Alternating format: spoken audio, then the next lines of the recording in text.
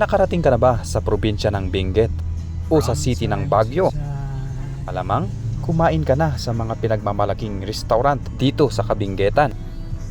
Katulad ng pinipilahang Goodtees Restaurant ng Baguio, Jack's Restaurant, Marusan's Restaurant ng La Trinidad, at marami pang iba. Ngayong araw, kasalukuyan tayo nagbibiyahe papuntang Sablan, munisipyo ng Sablan, Benguet. Ating dadayuhin at aking ipakilala sa inyo ang isang restaurant doon o kainan. Maalala ko, nung aming kabataan, pag kami napapagawi sa munisipyo, ay dito lagi kami kumakain.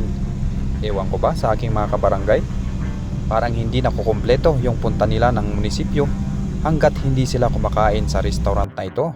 Sino? Mga bata. Kasalukuyan nating binabagtas yung kalsada ng Bananga. Ginagano-ganon. Saktong foggy at maulan ngayong ating pagdaan. Marami pa naman sanang mga magagandang tanawin na ating madadaanan. Pero alam nyo ba? Ang munisipyo ng Sablan, sa probinsya ng Benguet, ay tinaguriang fruit basket dito sa Cordilleras. Sa katunayan, dito mo makikita yung pinakamasarap na pinya o pineapple. Dahil siguro yan sa pagiging mapagmahal, sarap magmahal itong mga taga-Sablan na ito.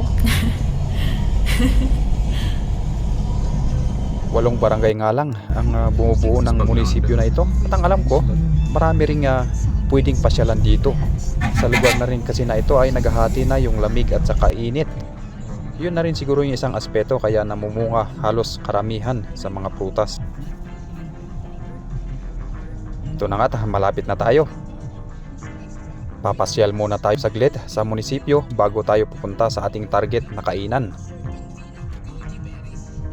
Malaki na yung pinagbago ng munisipyo.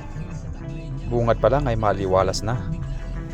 Ganito yung mga tipikal na struktura dito. Lalo na makikita nyo nga medyo matarik. Sa wakas at nakapasyal na ulit tayo dito. Improve na rin yung gym sa kanan.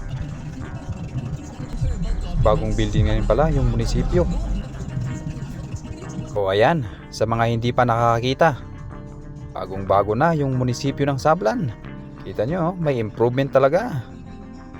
At bago pa tayo lumayo, balikan natin yung ating target sa pagpunta sa munisipyo na ito. Ito yung Mix Mix Restaurant ng Sablan. Abay punuan, sabay na pa-order agad ako. Mix Mix order. Yun yung pinaka best selling nila dito. Sa mga nakakaalam, ay tiyak magi-stop over muna dito para kakain. Yun nga natanong natin yung tagaluto kung ano nga ba yung sikreto. At ang sagot, nasa mahabang pasensya lang daw sa paggisa. At hanggang sa muli mga kamandirigma, huwag kalimutan pag nagawi kayo ng Sablan, Benguet, mag-stop over muna para matikman naman ang isa sa espesyal na putahe ng Sablan. So hanggang sa muli, mabuhay po at ingat po tayong lahat.